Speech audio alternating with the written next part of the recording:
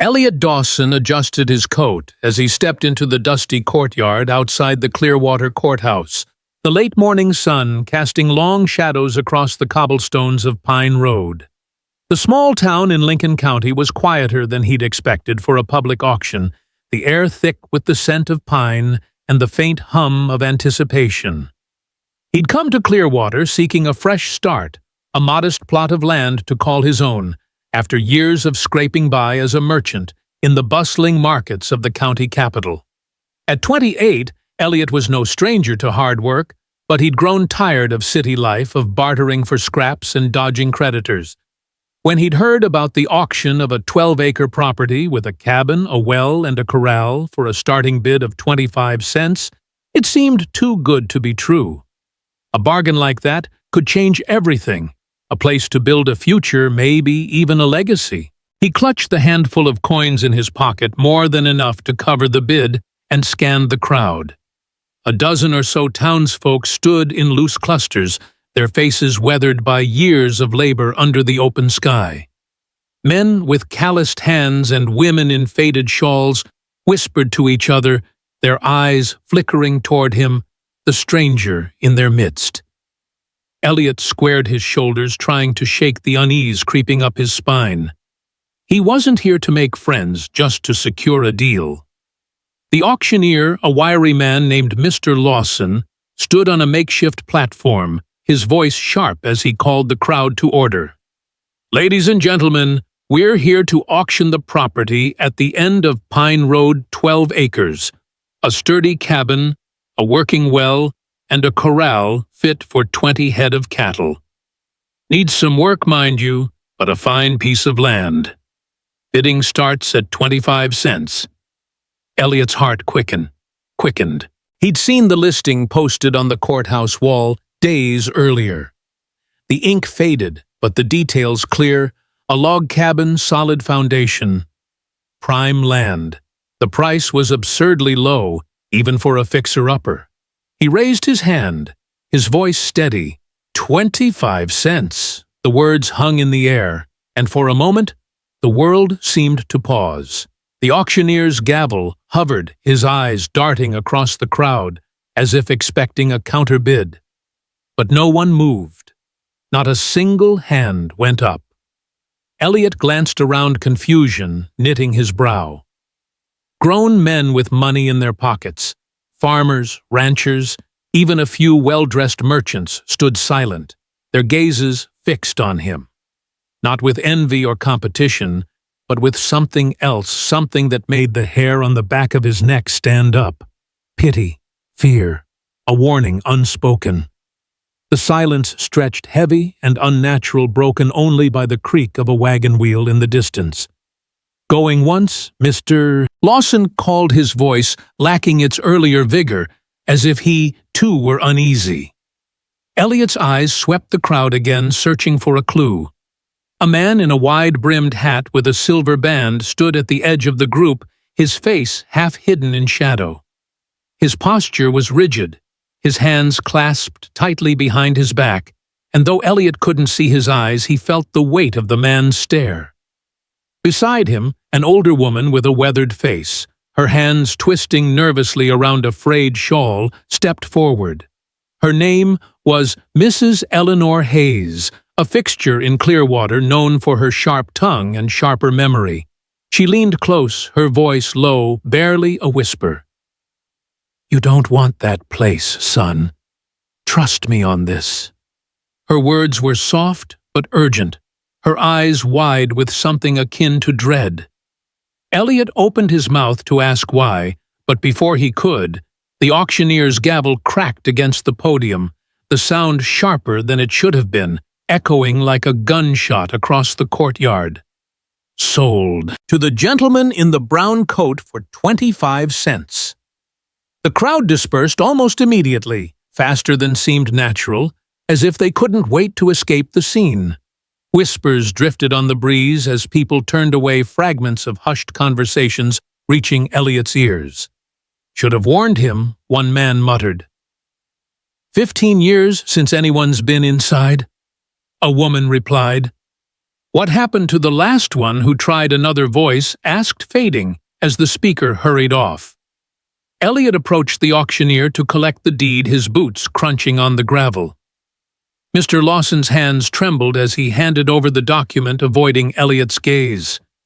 The paper was crisp, the ink fresh, detailing the property at the end of Pine Road, now legally his.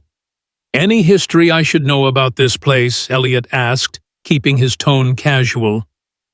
The auctioneer shook his head, his lips pressed into a thin line, and without a word, he turned and walked away, disappearing into the courthouse. Elliot frowned, tucking the deed into his coat. As he stepped back into the courtyard, he noticed the crowd hadn't entirely left. They lingered at a distance by the general store near the hitching posts, under the shade of a gnarled oak, watching him. Not moving toward their horses or wagons, not heading home. Just watching, waiting. As if they expected something to happen, something they'd seen before. The man in the silver-banded hat was still there, his figure half concealed behind a wagon, his gaze fixed on Elliot. The weight of those eyes felt like a physical thing pressing against his chest, urging him to reconsider his purchase. But 25 cents for 12 acres was still 25 cents for 12 acres. He wasn't about to let small-town superstitions scare him off. The ride to the property felt longer than it should have, the dirt path winding through fields of tall grass that swayed in the breeze. Elliot's horse, a sturdy bay named Rusty, plodded steadily, but each step seemed to carry the weight of the townsfolk's stares. The cabin sat at the end of Pine Road, nestled against a backdrop of dense pines and rolling hills. It was smaller than he'd imagined, a single-room structure with a stone chimney and windows so caked with grime they looked like blackened mirrors. The logs were weathered but solid, the foundation uncracked, and the corral, though overgrown, was intact. A good well stood nearby, its bucket rusted but functional. The roof needed work, shingles curling at the edges, but nothing he couldn't fix with time and effort. Elliot tied Rusty to a post and approached the front door, his hand hesitating on the handle. It turned easily, too easily, as if someone had kept it oiled despite the cabin's apparent abandonment. He stepped inside, the air thick with the stale scent of dust and time. Sunlight filtered through cracks in the shuttered windows, illuminating motes that danced in the still air. His boots creaked against the wooden floor, the sound loud in the silence. The room was sparse, a simple table against one wall. 2 chairs tucked neatly beneath it, a stone fireplace with cold ashes piled in the grate. Above the mantel, a rectangular patch of clean wood stood out as if a painting or mirror had hung there until recently removed with care. But it was the floor that caught his eye. In the center of the room, the wooden planks were different, not rotted or damaged, but deliberately cut and fitted to form a perfect square about 3 feet by 3 feet. The seams were tight, sealed with a dark, hardened substance like pitch or wax, as if someone had gone to great lengths to ensure it would never be opened. Elliot knelt, running his fingers along the edges. The craftsmanship was meticulous, the kind of work that took time and intent. This wasn't a repair. It was a barrier. A shadow flickered across the window, and he snapped his head up, heart pounding. Outside, a figure on horseback lingered at the tree line, partially hidden by the pines. The rider's posture was unmistakable, the wide-brimmed hat with its silver band glinting faintly in the light. Elliot's pulse quickened. He stood, moving to the window, but the glass was too grimy to see clearly. When he squinted, the rider met his gaze for a split second before turning and riding off the hoofbeats, fading into the distance. Elliot's hand went to the knife at his belt, a habit from his days navigating the rougher parts of the capital. Whoever that man was, he'd been at the auction. He'd watched Elliot bid, watched him win, and now he was watching the cabin. The question was why. Elliot spent the next hour exploring the property, trying to shake the unease that clung to him like damp cloth. The corral was sturdy, the well deep and clear, the land fertile with good soil. By all accounts, this was a steal-a-dream for any man looking to start anew. But the townsfolk's reactions, Mrs. Hayes's warning, the sealed floor, and the rider in the silver-banded hat gnawed at him. He returned to the cabin, his eyes drawn back to the square in the floor. Kneeling again, he pressed harder against the edges, testing for give. The seal held firm, unyielding. Whatever was beneath had been hidden with purpose, and someone, maybe the rider, maybe others, didn't want it found. He stood brushing dust from his knees and glanced out the window. The tree line was empty now, but the feeling of being watched hadn't left him. The sun was dipping lower, casting long shadows across the land, and Elliot knew he couldn't stay here tonight, not without supplies or answers. He'd ride back to Clearwater, visit the general store, and see what he could learn about this place. The townsfolk knew something, and he'd get it out of them one way or another.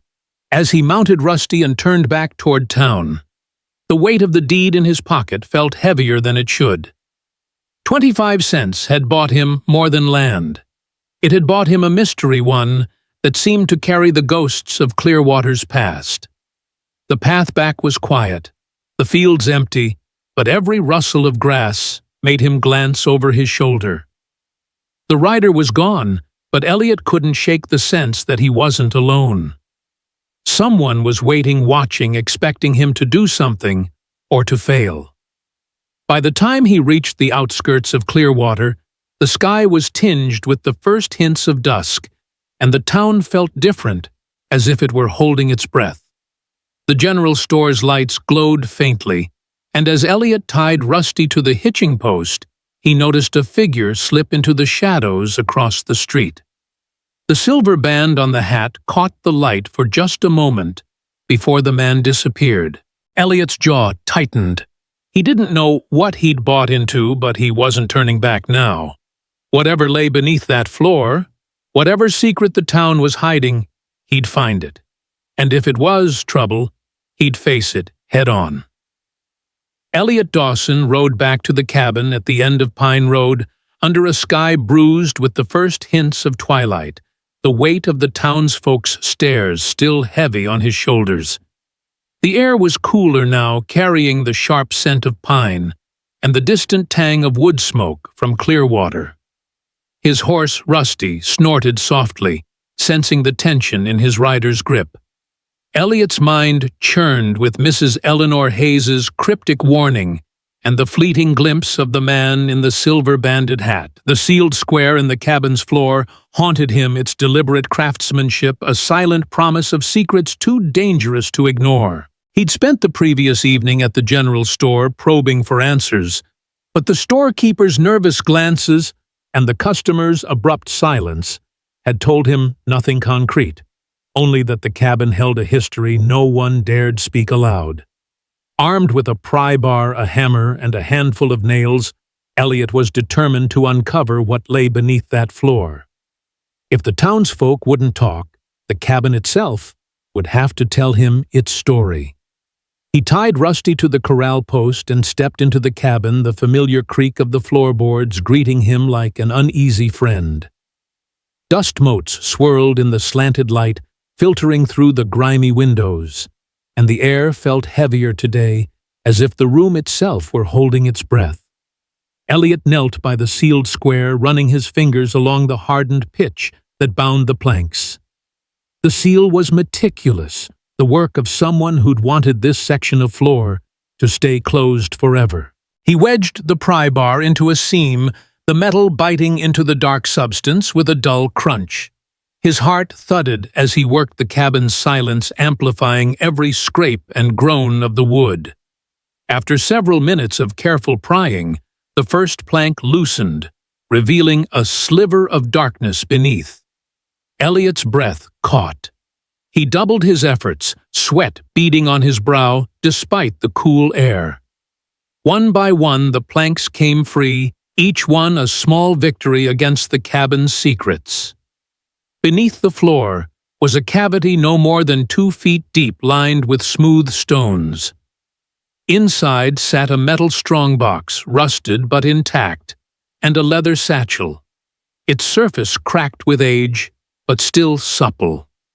Elliot lifted them out, his hands trembling not from the weight, but from the realization that he was holding something someone had killed to protect. He set the strongbox on the table, its heft suggesting coins or something equally heavy. The satchel was lighter, its contents shifting softly as he untied the leather cord. Inside were dozens of documents, letters, ledgers, and maps, all meticulously folded. Elliot unfolded the topmost paper, a letter bearing the official seal of the Lincoln County government.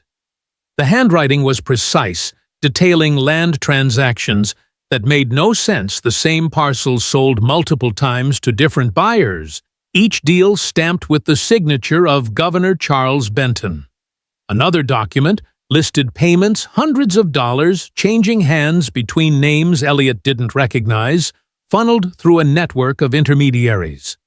His pulse quickened as he scanned a third paper, a map of the county with plots marked in red ink, many overlapping, some sold to as many as 10 different families. This wasn't just carelessness. It was a deliberate scheme, a web of fraud that had cheated countless settlers out of their savings. And at the center of it all was the governor's name scrawled in bold ink, tying him to every transaction. Elliot's mouth went dry. Whatever James Hartley, the cabin's previous owner, had discovered, it was enough to ruin powerful men and enough to get him killed. A shadow flickered across the window, snapping Elliot out of his thoughts. He dropped the papers and reached for his knife, his eyes darting to the grimy glass. The figure was back, the man in the silver-banded hat, his silhouette unmistakable at the tree line. This time, he wasn't alone. 2 other riders flanked him, their horses shifting restlessly. Elliot's stomach twisted. He shoved the documents back into the satchel and slid the strongbox under the table, his mind racing. Whoever these men were, they weren't here to congratulate him on his purchase. He stepped outside, gripping the pry bar, and called out, "You've been watching me since the auction. Care to explain why?" The man in the silver-banded hat dismounted, his boots crunching on the gravel. Up close, his face was sharp and weathered, his eyes cold but calculating. "Lucas Granger," he introduced himself, his voice smooth but edged with menace. "You've got something that doesn't belong to you, Mr. Dawson. Hand it over, and we'll make this easy." Elliot tightened his grip on the pry bar. "I paid for this place fair and square. Whatever's in it is mine." Lucas's smile didn't reach his eyes. $500 cash for the cabin and everything in it. Take it and walk away. Elliot's mind flashed to the documents, the governor's seal, the map of fraudulent deals. $500 was a fortune enough to start over anywhere. But Lucas's offer wasn't generosity, it was desperation. "Why so eager to buy a run-down cabin?" Elliot asked, stalling. Lucas's smile faded, and one of the other riders, a broad-shouldered man with a deputy's badge, stepped forward. "Don't play dumb," he growled. "You've seen what's under the floor. Hand it over or you won't see tomorrow." The deputy's hand rested on his revolver, his fingers twitching. Elliot's heart pounded, but he held his ground. "If it's so valuable, why didn't you bid at the auction?" The deputy's eyes narrowed, but before he could answer, a new voice cut through the tension. "Because they're afraid, Mr. Dawson." Mrs. Eleanor Hayes emerged from the path, her shawl clutched tightly around her shoulders. "They've been afraid for 15 years, ever since James Hartley was murdered for what he found in this cabin." The riders stiffened, and Lucas's hand moved closer to his gun. Elliot stepped between them, and Mrs. Hayes, his pry bar raised. "Murdered?" he asked, keeping his eyes on Lucas. The old woman nodded, her voice steady despite the danger. James was a good man, too curious for his own good. He found papers, proof of a land swindle that reached the governor himself. He thought he could use it to get rich, but they shot him in the back before he could. That's why no one's touched this place since. Elliot's mind raced, the pieces falling into place. The sealed floor, the documents the townsfolk's fear, it all pointed to a conspiracy buried for over a decade. Who's they? He pressed. Mrs. Hayes glanced at Lucas and the deputy. Ask them. They've been keeping watch on this place, making sure no one gets too close. Lucas's jaw tightened. You're meddling in things you don't understand, old woman. And you, he turned to Elliot, you've got one last chance. $500, or we take it by force.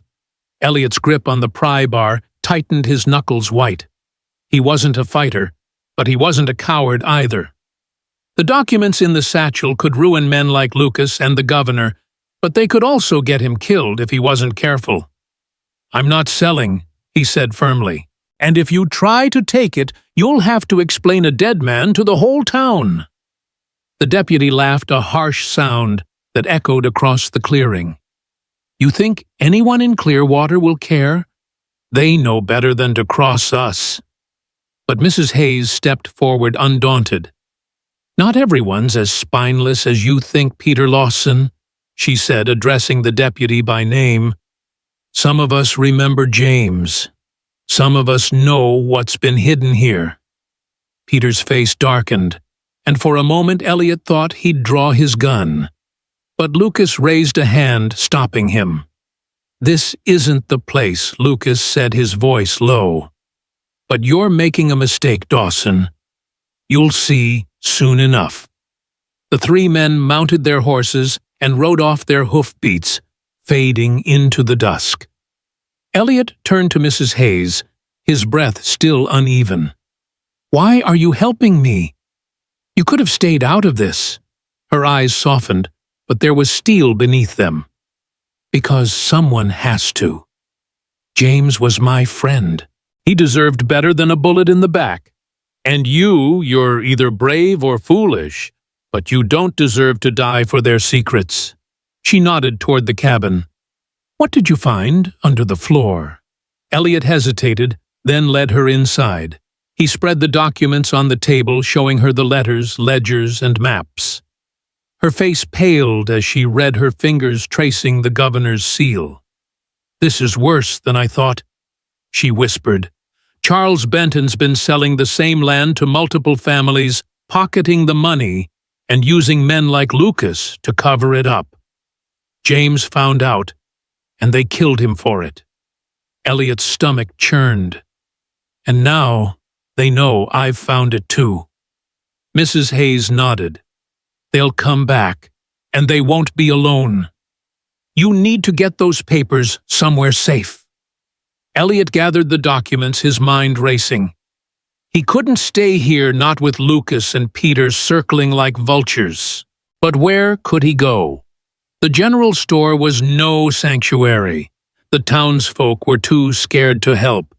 The county capital was days away, and the roads were too open, too exposed. He needed a plan, and fast. There's an old mining trail north of town, Mrs. Hayes said, as if reading his thoughts. It's rough, but it's hidden. You could make it to the next town by morning if you ride hard. Elliot nodded, tucking the satchel into his coat. He lifted the strongbox, surprised again by its weight. Whatever coins were inside, they were part of the same scheme. Maybe bribes, maybe extortion money. He'd figure that out later. For now, he had to move. Come with me, he said to Mrs. Hayes. If they're after me, they might come for you too. She shook her head. I'm too old to run, and they know I don't have the papers. But I'll keep an eye on things here. Go, before they come back. Elliot saddled Rusty, the satchel and strongbox secured in his saddlebags. The mining trail was a risk, overgrown, treacherous in the dark. but staying here was suicide.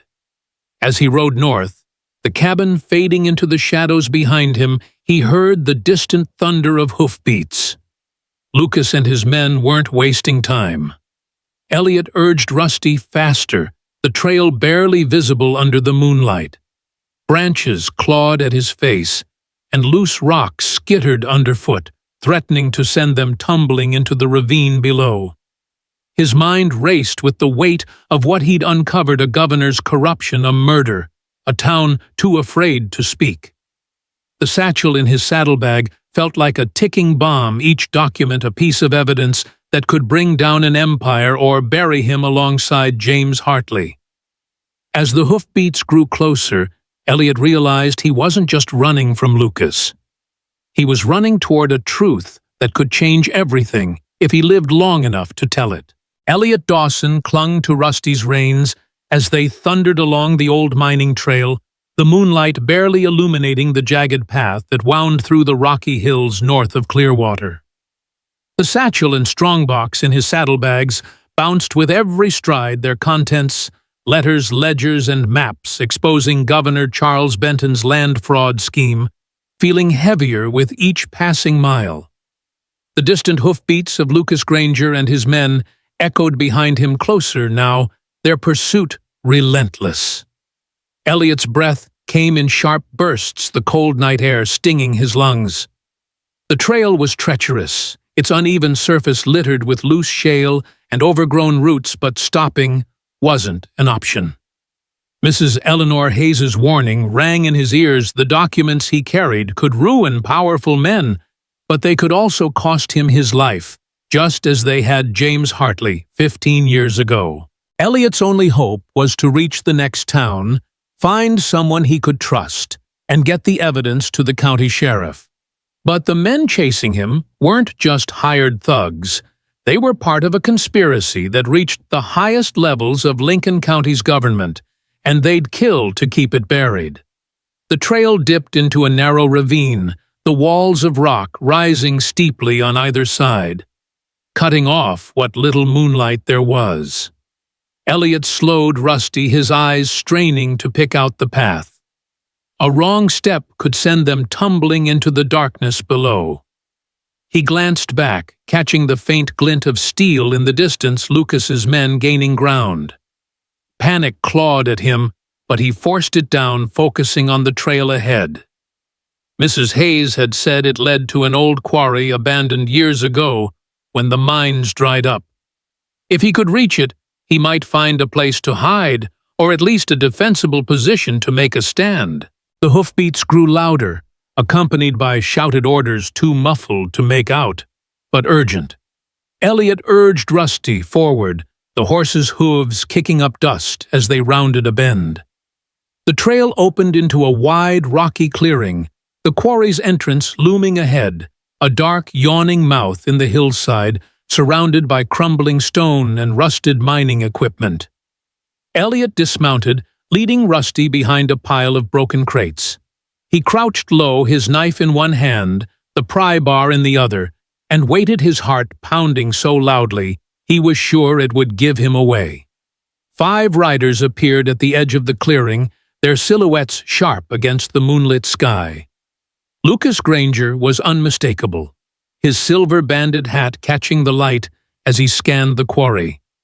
Beside him was Peter Lawson, the deputy, his revolver drawn, and 3 other men, their faces hard and weathered, likely hired guns. Elliot's stomach twisted. He was outnumbered, outgunned, and trapped. But he had something they wanted, needed even, and that gave him a sliver of leverage. "Come out, Dawson," Lucas called, his voice echoing off the quarry walls. "We know you're here. Hand over the papers and you might walk away." Elliot stayed silent, his mind racing. Running was no longer an option. The trail beyond the quarry was too exposed. He had to think fast. The satchel was still in his saddlebag, but he'd slipped a few key documents into his coat letters with Governor Benton's seal proof of the fraud. If he could use them to sow doubt among Lucas's men, he might buy time. Before he could act, a new figure emerged from the shadows of the quarry entrance. Mrs. Eleanor Hayes, her shawl pulled tight against the night's chill, stepped into the moonlight, her expression defiant. "Leave him be, Lucas," she said, her voice steady. "You've done enough harm keeping this town under your thumb." Elliot's heart sank. She must have followed him, risking her life to help. Lucas's eyes narrowed, but he didn't draw his gun. "You're a fool, Eleanor," he said. "This isn't your fight." She stepped closer, undaunted. "It's been my fight since you let James die. Those papers prove what you and Benton did, cheating families, forging deeds, murdering, to cover it up. You think you can bury the truth forever, Peter?" The deputy laughed bitterly. "Truth doesn't pay, old woman. Money does, and those papers are worth more than you can imagine." Elliot saw his chance. He stepped out from behind the crates, the pry bar still in hand, his voice loud enough to carry. "They're worth enough to get you all hanged," he said. "I've read them. Governor Benton's been selling the same land to 10 different buyers, pocketing the cash, and using you to clean up his mess. But you're not the only names in those documents." The hired guns shifted uneasily, their eyes flicking to Lucas and Peter. Elliot pressed on, pulling a letter from his coat and holding it up. "This one's got your names on it," he lied, banking on their fear. "Benton's been paying you to do his dirty work, but he's also been planning to get rid of you. Says here you're loose ends to be dealt with once the evidence is secured." The lie landed like a spark in dry grass. One of the hired guns, a lanky man with a scarred cheek, lowered his rifle slightly. "What's he talking about?" Granger Lucas's face darkened, but before he could respond, another voice cut through the tension. "He's telling the truth."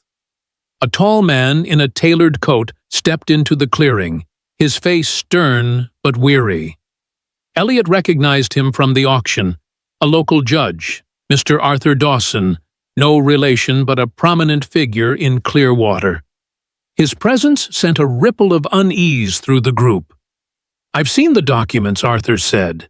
"I was part of it years ago. Signed the forged deeds for Benton, thinking I was serving the law. But he's been using us all, and he'll cut you down the moment you're no use to him." The hired guns exchanged glances, their loyalty wavering. Elliot seized the moment. "You don't have to die for Benton," he said, addressing the mercenaries. "Help me get these papers to the county sheriff, and you can walk away clean. Testify against him, and you'll be free." Peter laughed, but it was strained. "You think they'll believe a nobody like you over the governor?" Elliot held up the letter again, its seal glinting in the moonlight. "They'll believe this. Benton's signature, his orders, his payments. It's enough to bring him down, and anyone who stands with him." The scarred mercenary stepped forward, his rifle now pointed at the ground. "If what you're saying is true, I'm not dying for that bastard. What's the plan?" Lucas's hand twitched toward his gun, but Arthur raised a hand. "Don't, Granger. You're outnumbered now." Peter hesitated, his eyes darting between his allies and Elliot. The balance had shifted, but the danger wasn't over. Elliot's mind raced. He had the mercenaries' attention, but Lucas and Peter were still loyal to Benton, or at least to the money he promised. And Arthur's sudden alliance was suspect. A judge who'd signed forged deeds wasn't exactly trustworthy. Mrs. Hayes stepped closer to Elliot, her voice low. "We need to move. Benton's got more men, and they'll find us soon." Elliot nodded his eyes on the mercenaries. "We ride for the capital," he said. "The sheriff's office is our only chance. You help us get there, and I'll make sure your names stay out of the worst of it." The scarred man nodded slowly, then turned to his companions. "We're in." Lucas's face twisted with rage, but he was outmaneuvered. "You're making a mistake," he hissed. "Benton will hunt you all down." Elliot ignored him, turning to Arthur. You're coming too. If you're serious about making this right, you will testify." The judge's shoulders sagged, but he nodded. "I've got no choice. Those papers will ruin me either way." The group moved quickly, saddling up and heading for the trail's northern exit. Elliot kept the satchel close, the strong box tied to Rusty's saddle. Lucas and Peter were forced to ride with them, their weapons taken by the mercenaries who now acted as uneasy allies. The quarry faded into the darkness behind them, but the sound of hoofbeats returned faint at first, but growing louder. Benton's reinforcements were coming, likely tipped off by someone in Clearwater. Elliot's heart pounded as they pushed through the night, the trail climbing toward a ridge that overlooked the county. The capital was still a day's ride away, and every mile was a gamble. Mrs. Hayes rode beside him, her face set with determination. "You're doing what James couldn't?" she said quietly. He wanted to expose them, but he tried to play their game. "You're smarter than that." Elliot wasn't so sure. He was a merchant, not a hero, and the weight of the satchel felt like a noose tightening around his neck. As dawn broke, casting a gray light over the rolling hills, the group reached a narrow pass. The hoofbeats were closer now, and Elliot spotted at least 6 riders cresting the ridge behind them. "We can't outrun them," Arthur said, his voice tight. Elliot scanned the terrain, spotting a cluster of boulders that could serve as cover. "We make a stand here," he said, dismounting. "If we can hold them off, we might get a chance to negotiate." The mercenaries nodded, taking positions behind the rocks, their rifles ready. Lucas and Peter were tied to a tree, their protests ignored. Mrs. Hayes stayed close to Elliot, her eyes sharp despite her age. "You trust these men?" she whispered, nodding toward the mercenaries. "Not entirely," Elliot admitted. "But they want to live as much as we do." The riders approached, their faces obscured by dust and distance, but their intent was clear. Elliot clutched the satchel, the documents inside his only weapon. If he could convince Benton's men that their boss had betrayed them, he might turn this fight into an alliance. If not, the pass would become a graveyard. As the riders drew closer, Elliot stepped into the open, holding up the satchel. "You're working for a man who's already marked you for death," he shouted. "These papers prove it. Help us get them to the sheriff and you'll walk away free," the lead rider. A burly man with a red bandana slowed his horse, his eyes narrowing. Elliot's heart pounded, but he held his ground, the weight of the conspiracy in his hands. The next few moments would decide everything, whether he'd live to see the capital or join James Hartley in the long list of those silenced by greed. Elliot Dawson stood in the narrow pass, the satchel of damning documents raised high above his head, as the 6 riders slowed their approach, their horses kicking up clouds of dust in the pale dawn light. The rocky hills of Lincoln County's northern reaches framed the scene, the air sharp with the scent of dew and gunpowder. Behind him, Mrs. Eleanor Hayes crouched beside the boulders, her eyes steady despite the danger. The mercenaries, once loyal to Governor Charles Benton, but now swayed by Elliot's promise of immunity, gripped their rifles, their faces tense as they watched the approaching riders. Lucas Granger and Peter Lawson, tied to a nearby tree, glared with a mix of defiance and fear. Their loyalty to Benton shattered, but their futures uncertain. Mr. Arthur Dawson, the judge who'd admitted his role in the land fraud, stood at Elliot's side, his tailored coat streaked with dirt, his expression one of weary resignation. The satchel in Elliot's hands held the key to their survival letters, ledgers, and maps, proving Benton's massive land swindle a conspiracy that had cheated hundreds of families and led to the murder of James Hartley 15 years ago. Elliot's voice carried across the pass firm, despite the pounding of his heart. "These papers name every man involved in Benton's scheme, including the ones he's planning to silence. You don't have to die for him. Help us get this to the county sheriff, and you'll have a chance at a clean slate." The lead rider, a burly man with a red bandana tied around his neck, raised a hand signaling his men to hold. His eyes flicked from Elliot to the satchel, then to the mercenaries behind the boulders. "You're bluffing," he growled, but there was a tremor in his voice, a crack in his confidence.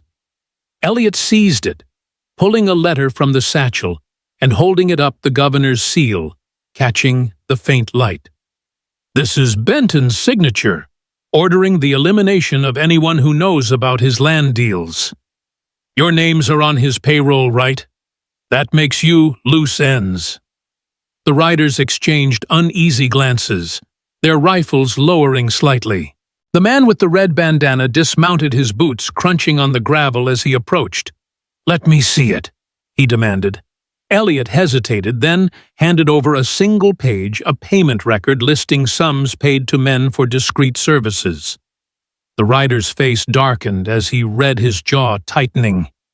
"He's been paying us pennies to risk our necks," he muttered, passing the paper to his men. One of them, a younger man with a patchy beard, cursed under his breath. "He told us we'd be set for life after this job."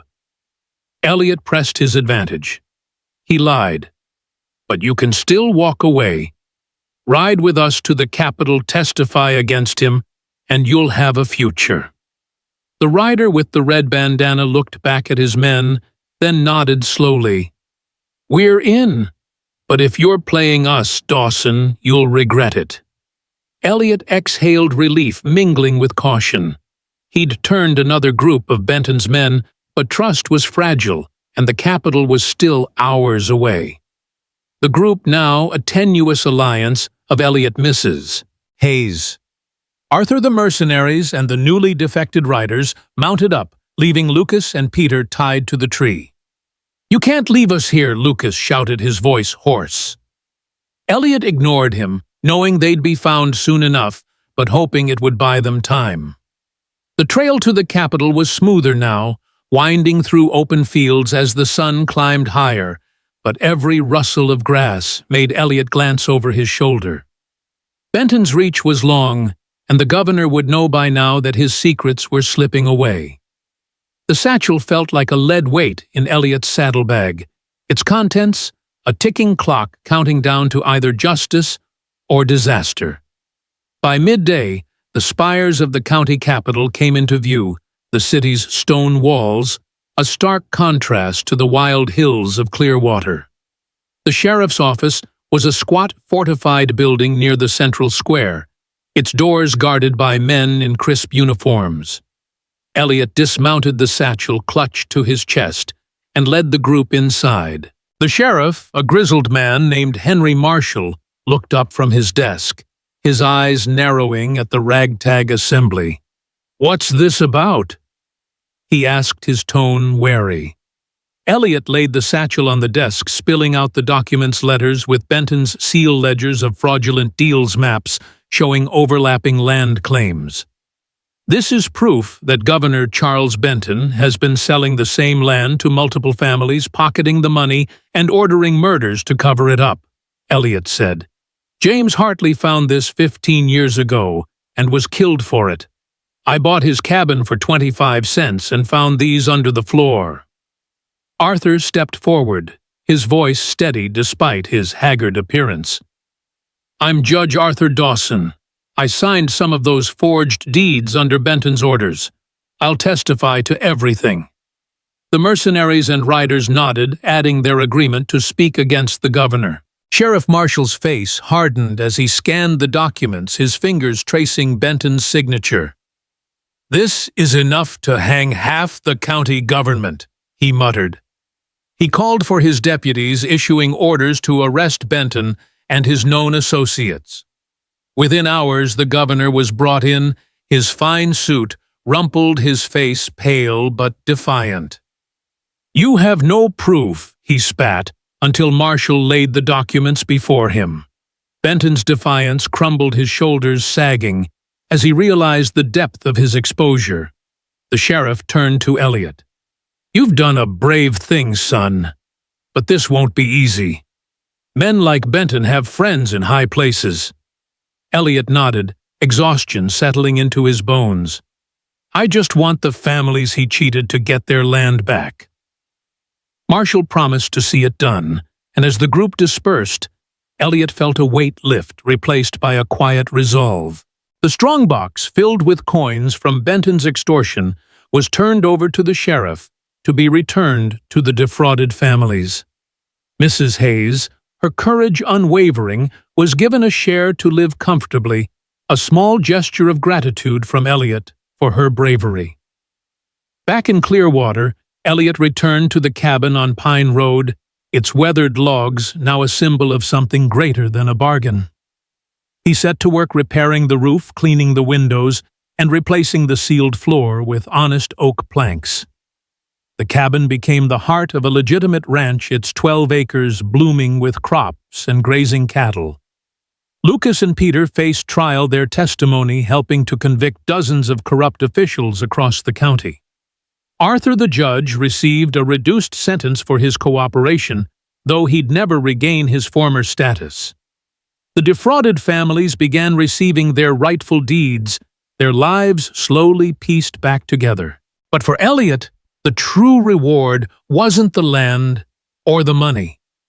It was the lesson etched into his soul through every harrowing moment of the past days. He'd come to Clearwater seeking a fresh start, a simple plot to call his own. Instead, he'd uncovered a conspiracy, faced down killers, and brought justice to those who'd been wronged.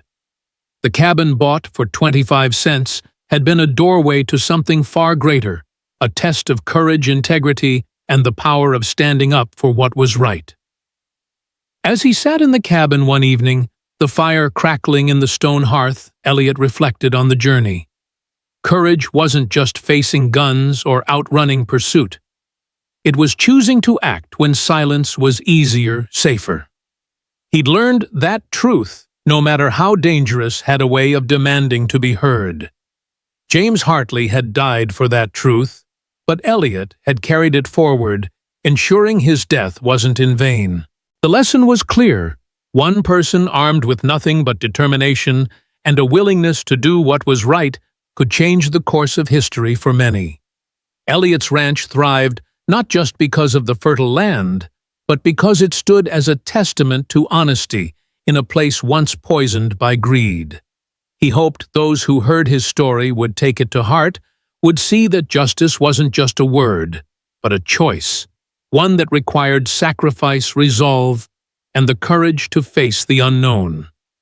The cabin, once a hiding place for secrets, now held honest records, deeds, cattle logs, and the story of a man who'd turned 25 cents into a legacy of truth.